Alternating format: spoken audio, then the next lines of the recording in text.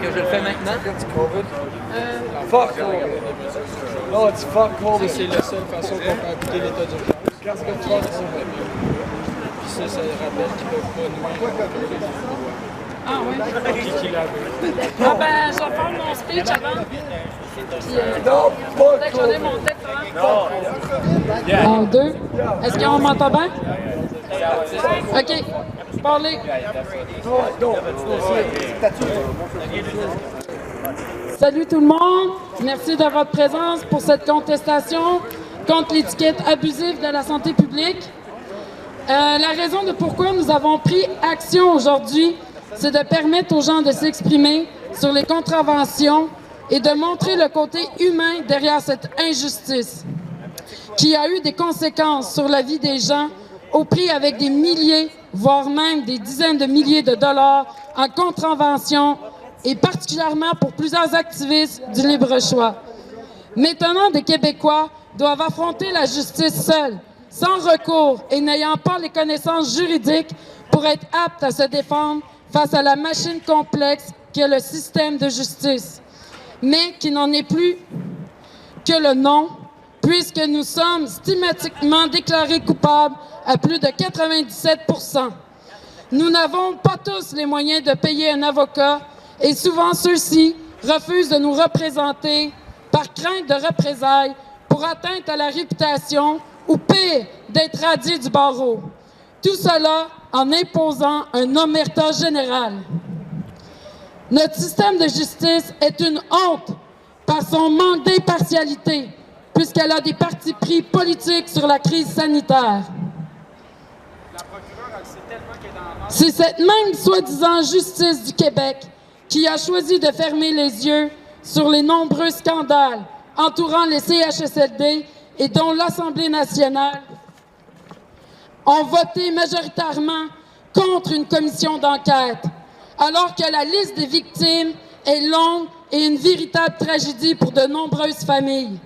Je ne peux m'empêcher d'être scandalisée de constater que le gouvernement, avec la complicité des médias, ont instauré un climat de terreur ayant eu de graves conséquences sur la population, détruisant des liens amicaux et familiaux, causant de la discrimination, de la division et de la haine les uns envers les autres, et particulièrement contre les réfractaires à la vaccination et aux mesures sanitaires.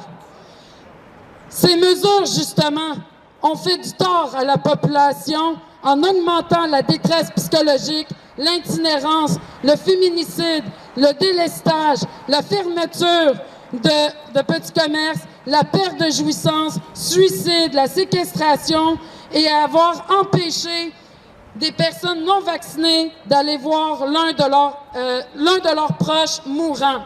Et je pourrais en nommer encore plus des exemples du même ordre. Le gouvernement et les médias sont en grande partie responsables des conséquences qu'ont subies de nombreux citoyens.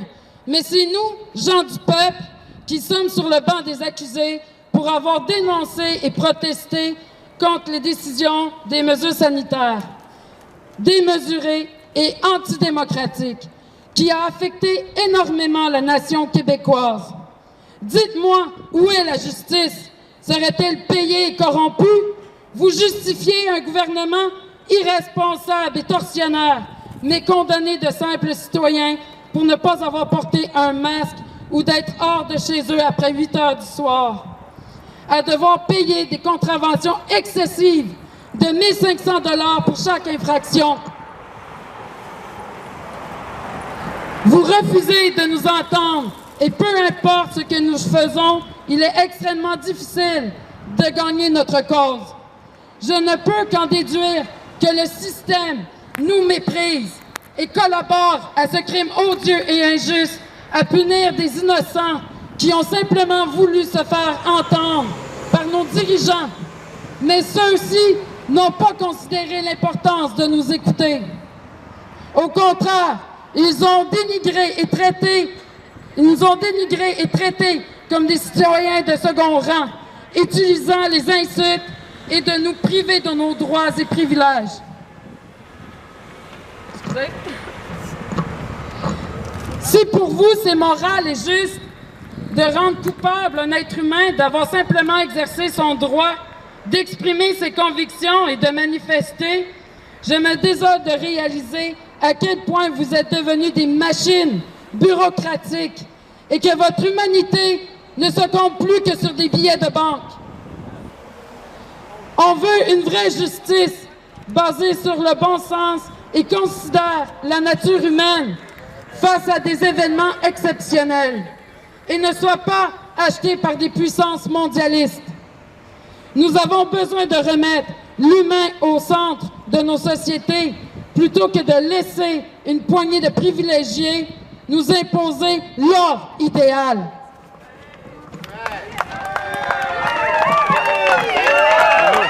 Je termine en vous laissant sur cette réflexion. Si vous aimez votre prochain véritablement, alors vous saurez ce qui est juste ou non et vous ne serez pas aveuglés par des intérêts purement politiques, mais pour l'intérêt du peuple québécois.